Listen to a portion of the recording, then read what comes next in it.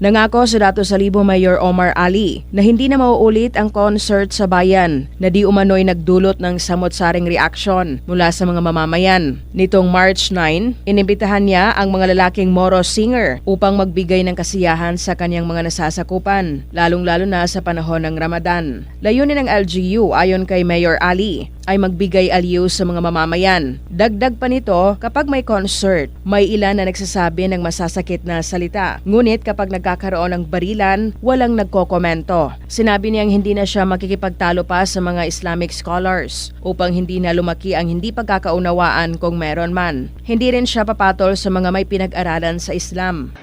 Ampo mo sandi ang mga pagalitawan niya mga ulama.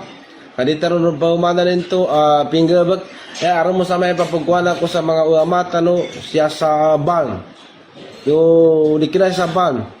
Nagkagina kinapansangan ito nantenganin imase ikawaganin sa kapadimaka sa muro to sa muro do best kina consult mo to nagan. Sa huli nananawagan si Mayor Ali sa kanyang mga nasasakupan na huwag magpaputok ng baril dahil ito ay labag sa batas. Binigyang diin niya ang kahalagahan ng pagpili ng tama at pag-iwas sa karahasan. Rufa Mokalid, NDBC, Bida Balita.